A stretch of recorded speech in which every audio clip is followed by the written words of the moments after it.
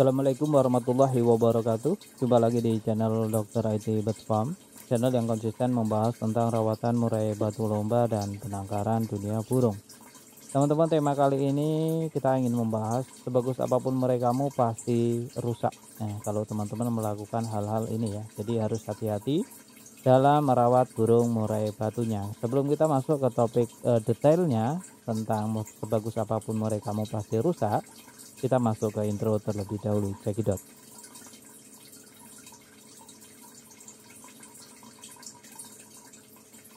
Nah, untuk tema kali ini kita ingin membahas mengenai sebagus apapun murai kamu pasti rusak.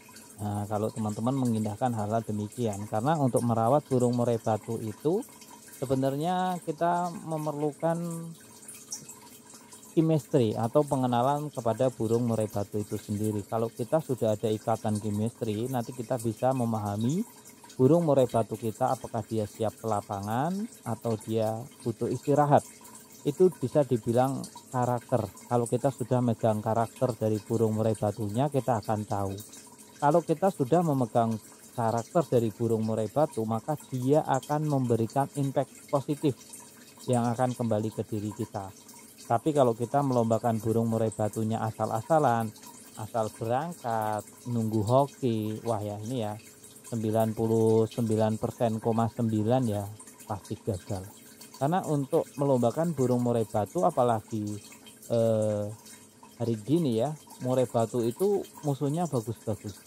Jadi selain dari bibit yang bagus, perawatan yang oke, kita juga memerlukan yang namanya chemistry, mindset ya, ikatan batin, mengenal karakter. Nah, itu penting sekali, itu pokok kalau kita mau memenangkan di setiap sesinya. Nanti di sini kita ingin membahas 6 hal apa saja tentang yang harus kita hindari ketika kita ingin melombakan burung murai batu.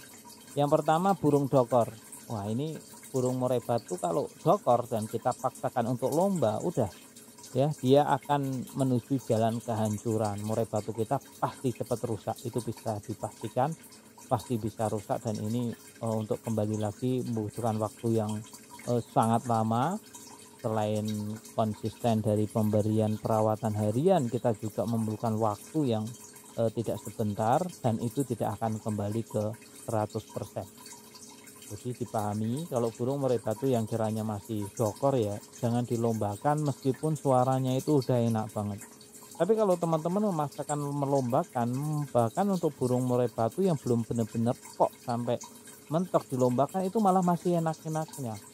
Biasanya gacor-gacornya itu masih bagus-bagusnya kalau masih di ujung tapi belum mentok, dalam artian masih dokor, itu memang kalau di ujung itu biasanya cenderung lama. Jadi kok kayak udah mentok padahal itu belum. Nah, ini perlu hati-hati ya, perlu hati-hati. Terus yang kedua, bulu basah. Murai batu juga yang bulunya masih basah setelah dia mengalami yang namanya mabung atau ganti bulu ya, itu butuh waktu. Udah gitu nggak mentok-mentok, sampai mentok di Desember atau di Desember, baru teman-teman bisa melombakan di bulan Februari atau Maret. Nah, itu waktu jeda untuk perawatannya paling minim sebulan setelah mabung mentok loh ya.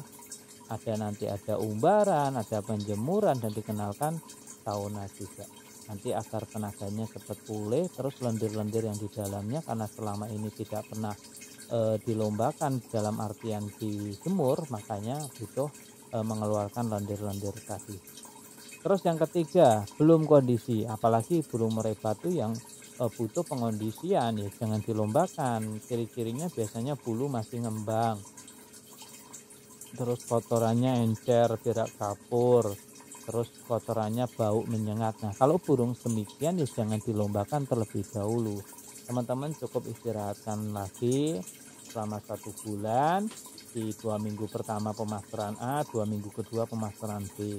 Untuk perawatan relatif tergantung kembali dari burung murai batu teman-teman. Jadi yang perlu dipahami yang tadi, bulu basah, dokor itu jangan dulu. Yang ketiga, yang ketiga barusan yang belum kondisi ya. Yang keempat, biasanya burung terlalu vector. Kalau murai batu yang terlalu vector itu biasanya malah cepat rusak juga, karena biasanya kita tidak bisa mengontrol diri kita. wah burungnya masih enak nih, kapan lagi kita lombakan ya kan, langsung berangkat. Kapan lagi ini kita lombakan, berangkat. Nah burung-burung yang seperti ini sangat riskan sekali untuk cepat rusak. Jadi teman-teman juga harus paham, harus hati-hati betul-betul ya, tidak boleh sembarangan dalam melombakan burung murai batu. Jadi burung yang fighter seharusnya malah dijaga biar awet, biar kedepannya bisa manjang juga ya. Jangan sampai burung bagus-bagus rusak. Waduh, nanti yang ada saya pastikan teman-teman pasti menyesal ya. Nah, biasanya penyesalan juga tidak akan datang di depan, melainkan datangnya terlambat. Yang kelima, ego dan ambisi. Kita kalau nggak bisa ngontrol ego kita, ya udah burung murai batu sebagus apapun itu bisa dipastikan akan rusak. Tinggal menunggu waktu saja ya. Tinggal menunggu waktu saja. Karena burung murai batu yang sebagus apapun itu sama ego yang kuat itu malah cenderung mempercepat untuk kerusakan dari burung murai batu. Sedangkan burung murai batu itu sebenarnya tipikal burung yang tidak bisa digeber dalam artian melombakan terus-menerus. Ya, kalau untuk pengen aman, pengen awet ya sebulan sekali saja ya, jangan setiap minggu, apalagi seminggu 2 kali. Wah, ini mempercepat kerusakan dari burung murai batu itu sendiri, termasuk burung murai batu sebagus apapun itu. Saya sharing di sini karena saya juga pernah mengalami cerita pahit yang burung itu tidak pernah kalah. Karena saya tadi tidak mengontrol ego dan ambisi, karena burungnya masih bagus, akhirnya burungnya menjadi rusak. Nah, saya tidak mau yang saya alami kepahitan ini teman-teman juga mengalami, terutama yang baru memulai bermain burung murai batu. Saya pengennya burung murai batu ini teman-teman yang punya saat ini kan bagus, teman-teman rawat baik-baik, teman-teman jaga sampai panjang nanti ya. Jangan sampai rusak, karena untuk beli juga tidak murah ya murai batu yang siap lapang. Terus over lomba. Nah, yang terakhir ada over lomba. Nah, over lomba ini juga sangat beresiko sekali ya. Sangat-sangat beresiko sekali. Jadi jangan melombakan terlalu sering lah teman-teman untuk murai batunya ya. Kasih jeda, puasakan ya, tidak melihat, tidak mendengar burung murai batu lain. Itu perlu dipahami, dicatat 6 hal ini dari burung dokor, bulu basah, belum kondisi ya, burung terlalu vektor ini juga bisa menjadi pemicu burung murai batu cepat rusak ya, atau apalagi dikombinasikan dengan ego dan ambisi pemiliknya yang tidak bisa terkontrol tadi. Wah, ini akan mempercepat keadaan burung murai batu kita untuk tidak dalam keadaan baik-baik saja.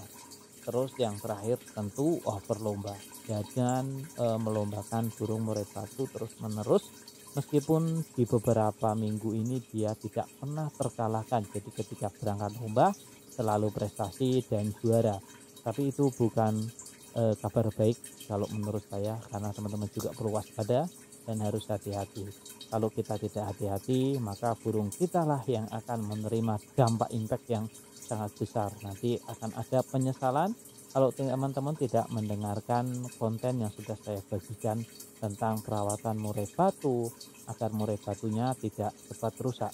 Karena untuk kehilangan burung murai batu kesayangan karena rusak atau salah perawatan kita dalam melombakan, maka akan menjadi penyesalan yang tak ada obatnya. Itu akan terus mengenang dalam hati kita. Jadi saya nitip, jaga baik-baik burung murai batu teman-teman. Kita masuk ke